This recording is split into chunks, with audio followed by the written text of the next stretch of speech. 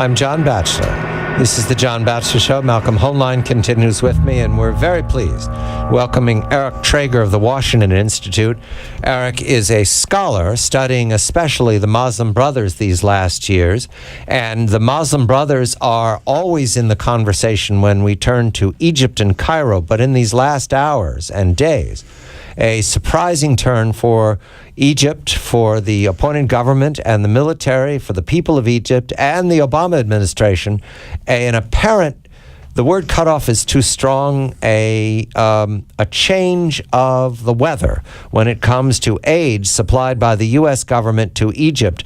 Military aid is now to be cut back or discontinued or... Eric, a very good evening to you. Is there an appropriate English word for how to describe the change of policy from the Obama administration, because we're told it was a military coup and not a vote of the people? Good evening to you.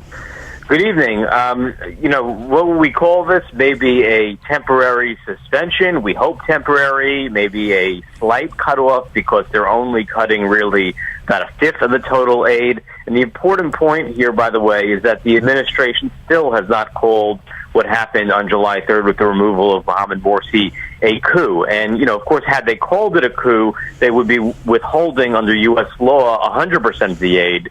So right now they're really just withholding, 20%. But the real damage here, I think, is not to the Egyptian military's capabilities. It's in the symbolism that it sends. Remember that right now the Egyptian military is confronting jihadis who are now moving from the Sinai and attacking major Egyptian cities, including Cairo. And to withdraw our support from Egypt at this incredibly sensitive moment sends a terrible signal to the Egyptian people, who already believe that the United States is backing the Muslim Brotherhood. So what was the precipitating factor? What caused the reaction, a delayed reaction, actually, and the cutoff now? Was there some sort of single event, or was there something that triggered it at this time? Look, the policy making here is remarkably insular. Everyone that I speak to basically says that there were voices within the White House, specifically the National Security Advisor and the UN ambassador, who wanted to cut off the aid to Egypt as soon as Morsi was removed. There were those that opposed, those specifically being the Secretary of State, John Kerry, and the Secretary of Defense.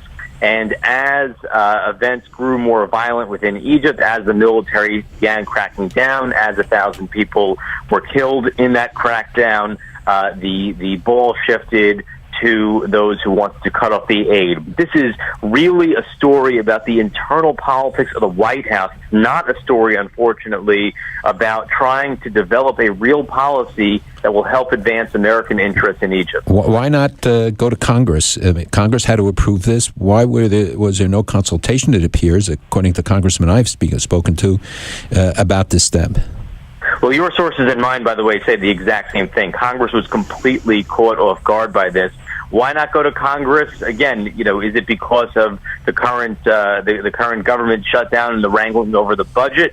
Is it because this is an administration that continues to really make Middle East policy at only the highest levels with the minimal level of consultation? I really don't know, but I should add that the Egyptian ambassador here in D.C. was caught off guard. The Egyptian defense attaché was caught off guard. They did not know that this was coming at this particular moment, and were in fact informed by reading a CNN article. So this is just poor policy execution at every level, especially if the whole point of this is to send a specific message to the Egyptian government. You don't send that message when you're not delivering that message in the appropriate way. Malcolm, help us. You've been through a number of administrations, Republicans and Democratic, and you've watched them make policies about our allies and our adversaries, and the policies can be punitive. They can be, reaching back into the 20th century, dealing with the Soviets, and then the troubles, what you'd have to say with our allies in the Middle East through all of the wars. Do you have an experience of a state a 45-year ally learning about a cutoff through CNN? Is there any comparable experience you can recall? Maybe email is shut down because of the strike. I think that's what Eric was trying to tell us. But I think Eric makes an important point about, it is the style of this administration in general. I mean, it is concentrated in particular Middle East policy, although Kerry has been given some room to go over the range on the Middle East peace talks, but essentially policy rests with a small group around the president, and everything else seems to be largely irrelevant. Small group is okay, but you can make a phone call. Yeah, well, this is not strange, Eric. I mean, it was a mistake we made in the way we dealt with Mubarak. It was a mistake we've made several times in dealing with the Muslim Brotherhood, and even the message with Ann Patterson getting it in Egypt did not sit well because of some of the relationships with her. So it seems to be a pattern where we've alienated. We had problems with Bahrain and Saudi Arabia. We had problems with Morocco in the way we dealt with them on certain issues. I don't know, is there a lack of sensitivity or a lack of understanding, or is it some other thing that is at play here? Seems to me that there's just a lack of clarity as to what it is that America is trying to accomplish in Egypt. Are we trying to accomplish democracy? Is that a realistic goal right now? Are we trying to simply maintain a relationship that's been a linchpin of American strategy in the Middle East for the past 40 years?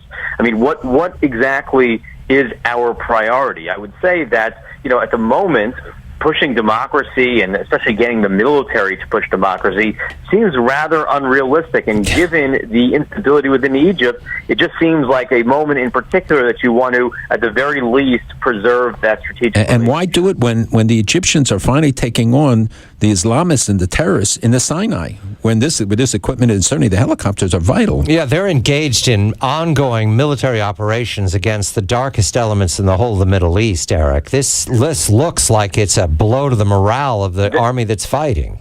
That's completely correct. And, defenders of the administration are saying, look, this is a small cut. It's really just symbolic. Well, I'm sorry, cutting military aid from military that's fighting jihadis is the worst symbol that the United States can send.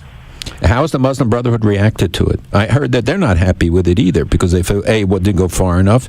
It alienates our allies who say, look, we'll make up for it, but it certainly must whet the appetite of the Russians, even if not to supplant them.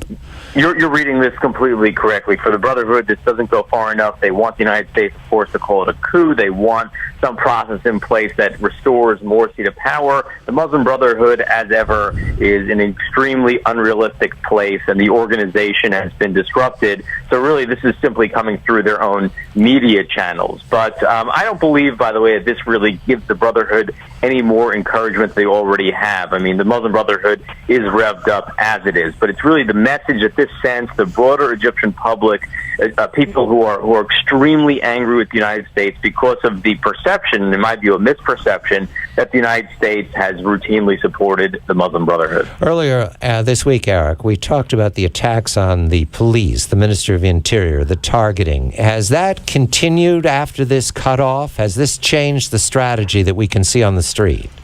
Well, I'm not aware of any new attacks in the immediate aftermath of the cutoff on police stations specifically. But look, the Egyptian military has a very difficult challenge on its hands because these jihadis who are coming from both the Sinai and, of course, from Libya are increasingly making their way to major population centers. In fact, one of the groups posted a video of their RPG attack on a satellite dish in Maadi, which is an upscale Cairo neighborhood. So, Egyptians are extremely nervous right now, and to have the United States perceptively abandoning them is just, again, the wrong message. Eric Trager of the Washington Institute, Malcolm Hoenlein, Conference of Presidents, major American Jewish organizations.